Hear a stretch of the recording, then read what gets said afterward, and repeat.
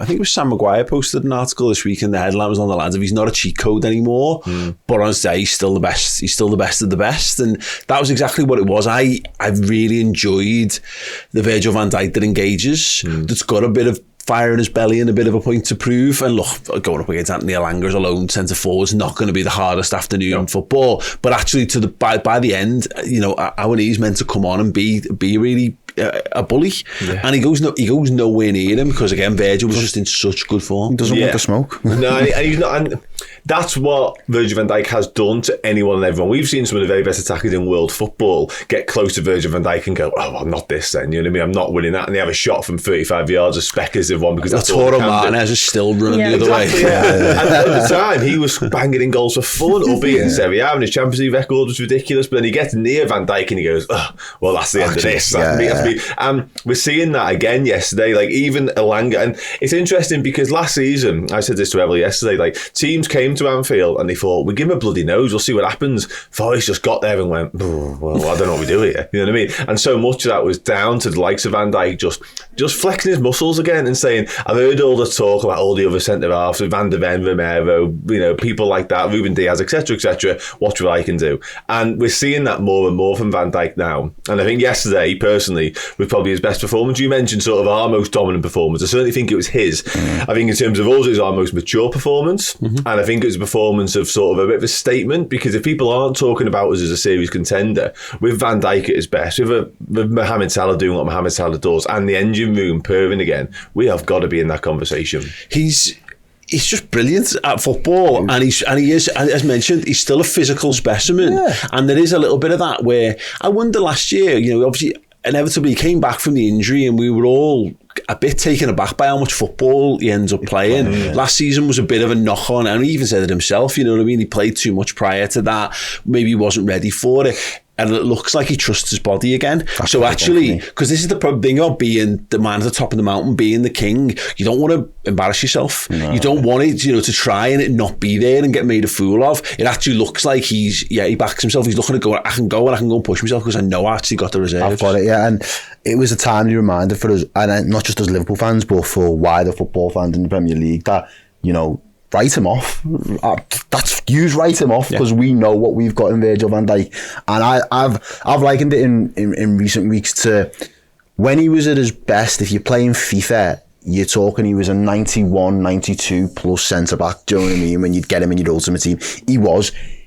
In the season after his injury, he came and we went on to do amazing things. We was basically in it till the last day of everything. He probably drops his level, which is again a ridiculous level. He probably drops it to an 87, but 87 still shits on all of the other centre backs in the league on their best day anyway. And now it's like, as you said, then he trusts his body. There was a period last year where I genuinely thought, has he got one eye on the World Cup? Is he trying to hold some? And do you know what? You can't really blame him. He's never represented his country at an international. He gave up the Euros to rehabilitate himself properly as well, didn't he? Exactly. So it's like, you've sacrificed so much already. Here's an opportunity for you to go on to the World Cup. You just want to make sure that you're fit. You seen what happened to Gini. That would have probably sent shivers up his spine. He probably thought, you know what? And all those things, even if that takes 5 to 10% off what you're capable of, when we've seen the very best, we notice that difference in his performances.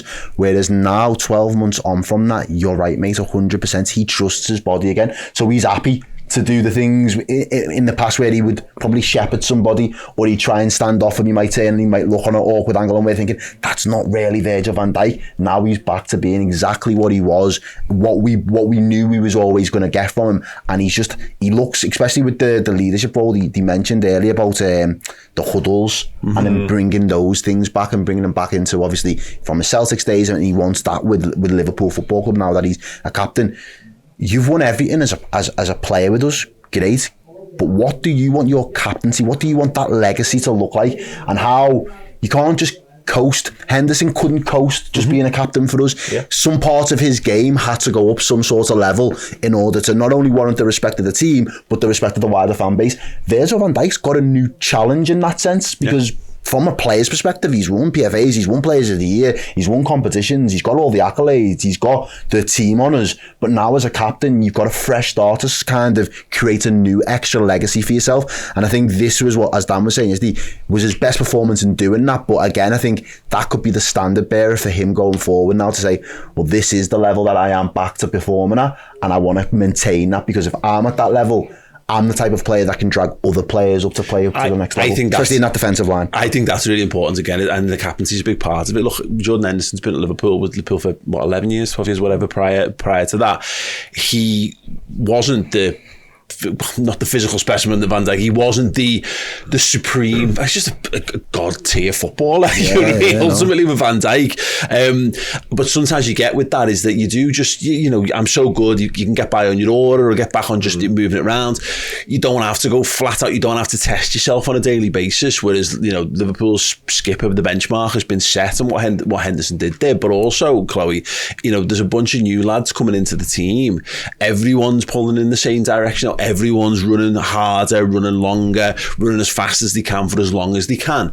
And Van Dijk, to a degree, he's got the captain's armband now. I'm glad to see it's affecting him, but it's affecting him in a positive way. It's making him pull his weight a little bit more, because, let's be honest, he could just be the Virgil Van Dijk of the last 5 years, and you'll just see it start to drip away a little bit. But I like the idea of him stepping up to the mantle. Is it a bit of fighting against the dying of the light? I don't know. I think it's probably too soon for that. But I just think at a club where everyone is expected to work their absolute bollocks off, seeing your captain, who's also the best centre half of a generation, also do the running. I agree with Errol. It sets a brilliant example for all the players in the squad. It does, and actually, if you go back to when we had to pick a new captain, I think a lot of us would have said Virgil Van Dijk is not my style of captain, and I was one of them. I turned around and said, no, I want someone who screams. I don't want the best player on the football pitch to be a captain. You shouldn't have that.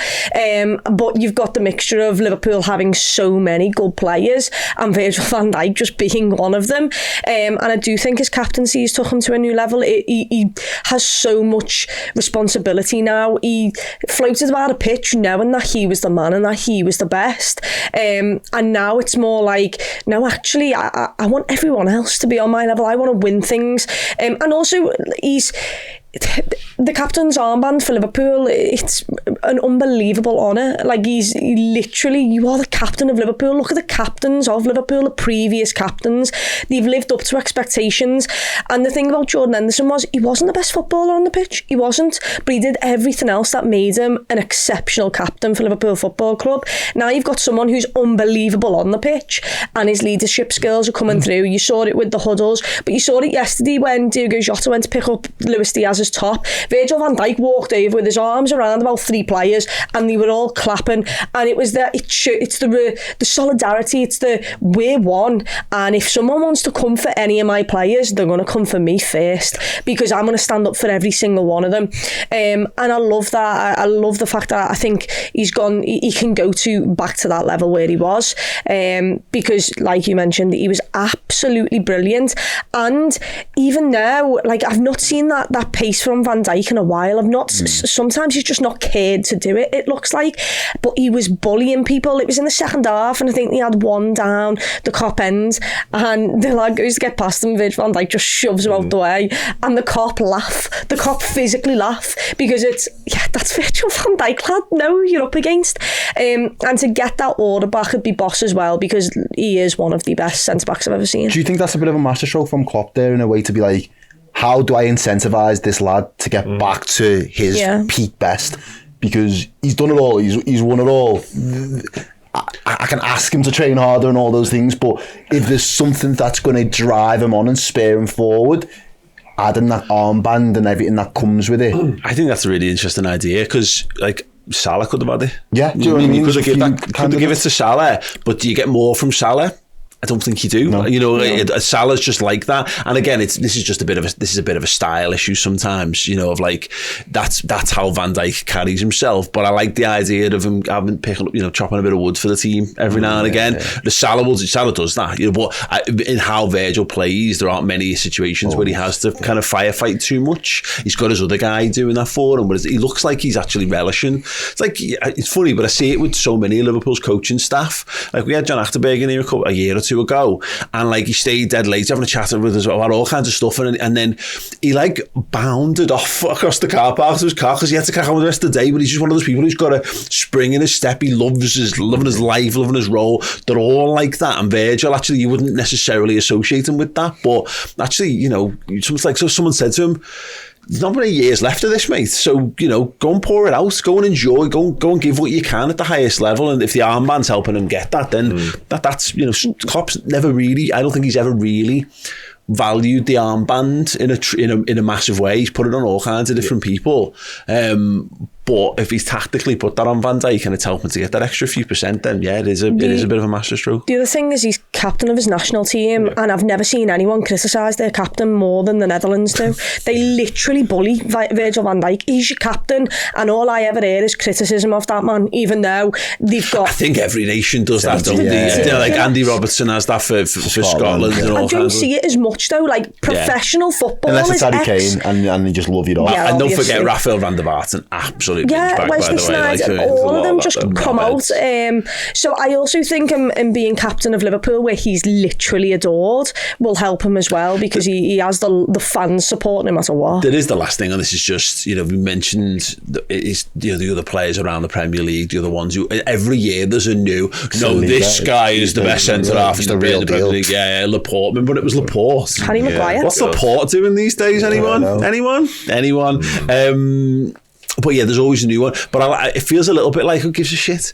Like, you know, he's not in his prime anymore. So there's no point. At some point, he won't be at that level. He won't be able to be at that level. So gives a shit about everyone else. Just go and play your game and go and enjoy it. I'm thoroughly enjoying this version of Virgil van Dijk so far. You know, I had a conversation with Carragher and Neville last year about it, and like you know, I think it was Neville in particular. They had some rumblings of like, Brazil, that type of centre half, they don't last, and all this kind of stuff. Like, and you know, you get it. I think you get a little bit of that in the game of like when someone's that good and that lauded, they kind of want them to fail a little bit. You can't wait for them to come off the other side of the deal.